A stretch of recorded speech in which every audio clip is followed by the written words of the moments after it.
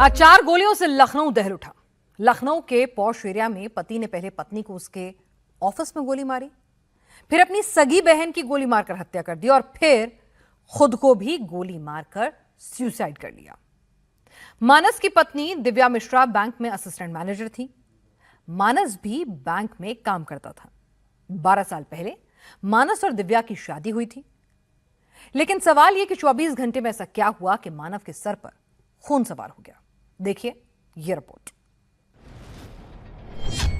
पहला कैरेक्टर पति मानस वाजपेयी, दूसरा कैरेक्टर पत्नी दिव्या मिश्रा, तीसरा कैरेक्टर बहन तुलिका। पति मानस ने 12 बजे पत्नी दिव्या को ऑफिस से बाहर बुलाया और 2 गोली मारी।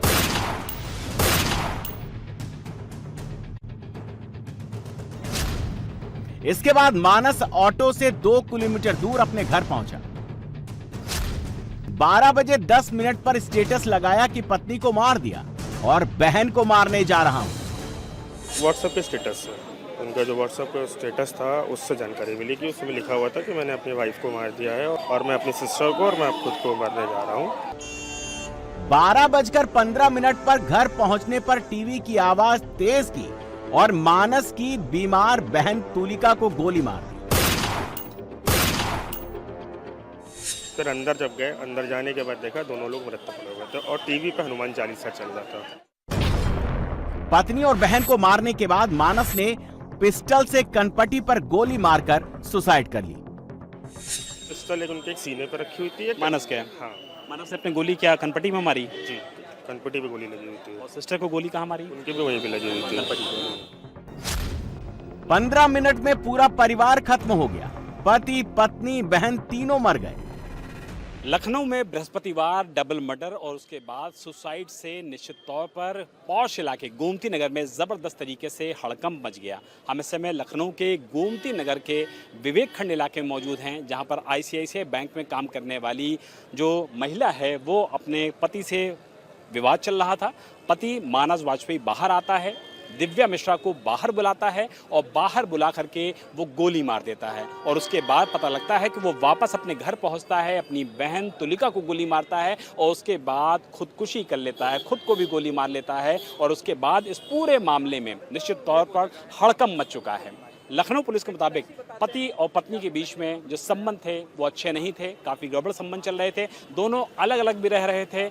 जो दिव्या है वो इसी प्राइवेट बैंक में काम कर रही थी पिछले कई सालों से और पति मानस वाजपेयी यहाँ पर आता है और बाकायदा उसको बाहर बुलाता है। बाहर बुला करके दोनों के बीच में कुछ कहासुनी होती है और उसके बाद वो गोली मार देता है। फिलहाल लखनऊ पुलिस ने एविडेंस को यहाँ पर कलेक्ट कर लिया है और यूपी पुलिस की जो डू नॉट क्रॉस लाइन वाली पूरी ये मशीनरी होती है उसको भी यहाँ पर उपयोग लाया गया है।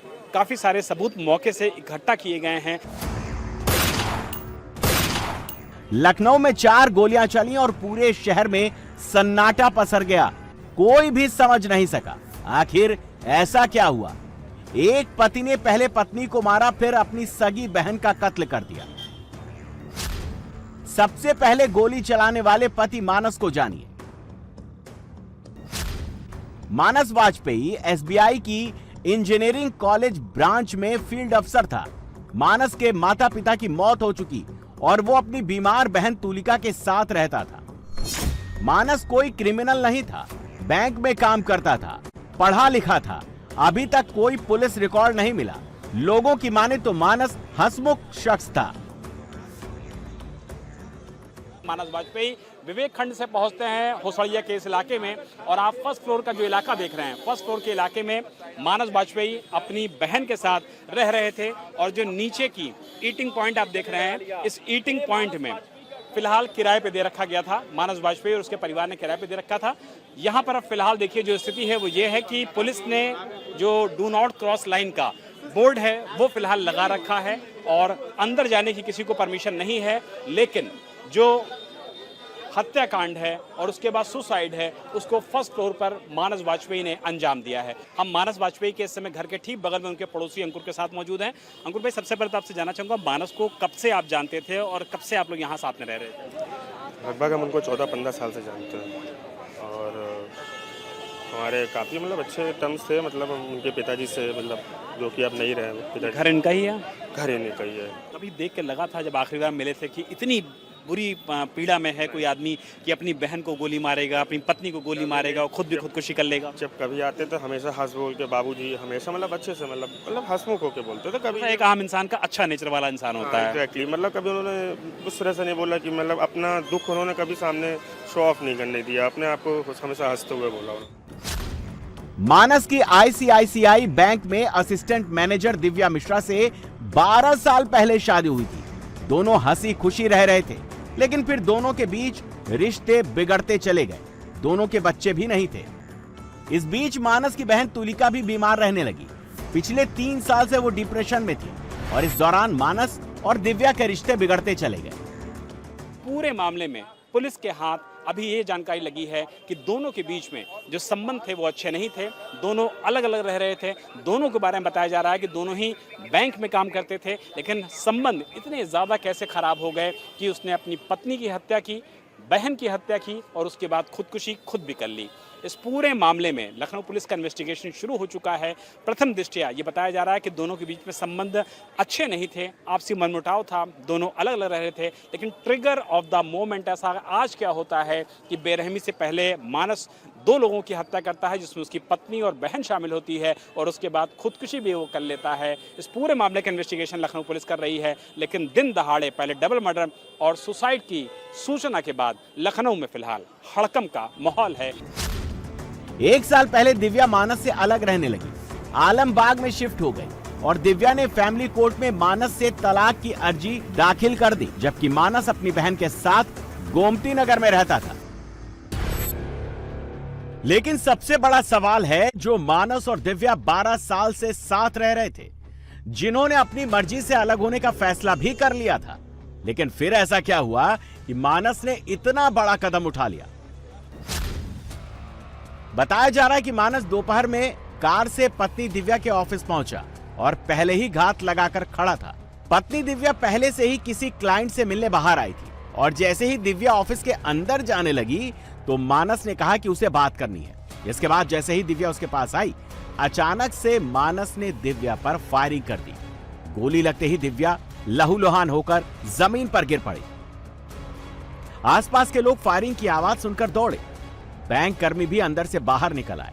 सब दिव्या को लेकर अस्पताल भागे, लेकिन इस बीच मानस मौके से फरार हो गया और ऑटो से सीधे हुड़सिया चौराहे पर स्थित घर पहुंचा। बैंक के बाहर पत्नी की हत्या कर जब मानस घर पहुंचा तो वो एकदम नॉर्मल लग रहा था। उसने दुकानदार से सामान्य तरीके से हालचाल लिया, फिर अंदर जाकर दरवाजा बंद कर लिया। कभी मतलब किसी प्रकार का किसी से अगल बगल सबका सपोर्ट करते थे, कभी किसी के लिए कभी उल्टा नहीं बोलते थे। आते थे जाते थे, दुआ सलाम हमेशा सबसे करते। अगर खाना खा के रात में निकलते थे, कोई दिखता था तो मिलते जरूर थे। ये स्टेट बैंक में काम कर रहे थे? स्टेट बैंक ऑफ इंडिया में थे, काफ़ी समय से थे। ऑडिट का काम देखते थे। ये पत्नी के साथ अनबन थी? पत्नी के साथ अनबन थी काफ़ी साल से। उनका 1.5 साल से डाइवोर्स का काम फाइल हो चुकी थी। पत्नी के मर्डर के कुछ मिनट बाद मानस ने व्हाट्सएप स्टेटस पर पत्नी के मर्डर की जानकारी दी। मानस का व्हाट्सएप स्टेटस देखने के बाद पड़ोसी अंकुर को अनहोनी का शक हुआ। उसने मानस को फोन किया, लेकिन काफी देर तक कॉल रिसीव नहीं हुई। इसके बाद पड़ोसी ने घर पहुंचकर दरवाजा खटखटाया, मगर अंदर से कोई जवाब नहीं मिला। अनहोनी की आशंका में 3-4 लोगों ने मिलकर घर का दरवाजा तोड़ा और अंदर दाखिल हुए। अंदर का मंजर देखकर सभी के होश उड़ गए। दोनों मानस और उसकी बहन मृत अवस्था में पड़े थे। इससे हम लोग को जो पता चला कि कुछ मतलब कि गलत तरीके से होने वाला है, तो हम लोग ने इनको कॉल किया। कॉल नहीं उठाने पर फिर हम लोग ने इनके डोर को नॉक किया। डोर को नॉक करने पर डोर नहीं ओपन हुआ, तो हम लोग ने 4-5 लोग ने मिल के दरवाजे को तोड़ने की कोशिश की, जबकि नहीं टूट रहा था। फिर भी बहुत कोशिश मकसद के बाद टूटा। फिर अंदर जब गए, अंदर जाने के बाद देखा दोनों लोग मृत पड़े हुए थे और टीवी पे हनुमान चालीसा चल रहा था। कंडीशन क्या थी? पिस्टल वगैरह कहाँ पे थी? पिस्टल एक उनके एक सीने पर रखी हुई थी। मानस के? हाँ। मानस ने अपनी गोली क्या कनपटी में मारी? जी, कनपटी पे गोली लगी हुई थी। और सिस्टर को गोली कहाँ मारी? उनकी भी वहीं पे लगी हुई थी। सिस्टर क्या थोड़ा दिक्कत में थी? और परिवार में कौन कौन है मानस के? अब उनके तो कोई बचा नहीं उनके यहाँ से, बाकी उनके ताऊ ताई चाचा चाची। घर में और कोई नहीं था मानस उनकी बहन के अलावा? बस अब उसके अलावा और कोई नहीं। हाँ, अब उनके दावा किया जा रहा है कि मानस का भी मानसिक संतुलन ठीक नहीं था। कई साल से उसका भी इलाज चल रहा था। मानस जी ने पहुंच के वहां पे हमारी सिस्टर पे हमला किया, जिसमें उनकी मौत हो गई। फिर उसके बाद वो अपने घर गए, अपनी बहन की उन्होंने हत्या की और खुदकुशी कर ली। पुराना इतिहास कह रहा कि कुछ मानसिक रोगी थे वो, और उनके सिस्टर भी मानसिक रोगी थी। ये बहुत सालों से चल रहा था, करीब 4-5 साल से। कोरोना के बाद ही से हमारी सिस्टर दिव्या जी अलग रह रही थी, और पिछले साल जब उनकी माता जी की देहांत हो गया तो उसके बाद से तलाक की प्रक्रिया शुरू हुई थी। अब उसके बाद ये घटना। पुलिस अब हर पहलू पर जांच कर रही है ताकि मर्डर और सुसाइड की पूरी वजह सामने आ सके। पुलिस पता लगा रही है कि मानस ने पत्नी की हत्या की योजना पहले से बनाई थी या फिर किसी विवाद के बाद अचानक से इस वारदात को अंजाम दिया। कुछ डॉक्यूमेंट्स हमें घर से मिले हैं, जिससे ये जानकारी हो रही है कि जो रिलेशनशिप मैनेजर आईसीआईसी बैंक में थी मृतका, उसके द्वारा विवाह विच्छेद करने के लिए भी पारिवारिक न्यायालय में वाद दायर किया गया था, और साथ ही साथ कंपनसेशन प्राप्त करने के लिए और स्त्रीधन वापस लौटाने के लिए भी उसी पारिवारिक न्यायालय में वाद दायर किया गया था। देखिए कि पारिवारिक मामला था जिसमें जो पति था उसको अपनी पत्नी से जो भी शिकायतें थी, जो भी विवाद उनका चल रहा था, चाहे पारिवारिक न्यायालय में चल रहा हो, चाहे जो परिवारजन द्वारा बताया गया कि वो कुछ समय जो पत्नी है वो मायके रहती थी, कुछ समय आ जाती थी, परंतु नवंबर 2025 से उनका यहाँ पर आना नहीं हुआ, वाद विवाद बढ़ता जा रहा था। तो इसी क्रम में और अपनी बहन का जो डिप्रेशन के बारे में परिवारजन वालों द्वारा बताया गया है, उसी क्रम में ये घटना घटित होना प्रथम दृष्टया सामने आ रहा है। मानस ने इस वारदात में 2 पिस्टल और 1 तमंचे का इस्तेमाल किया, लेकिन अभी तफ्तीश की जा रही है कि दोनों तरफ के परिवारजनों के बयान सामने आए हैं, उनके आधार पर जांच हो रही है।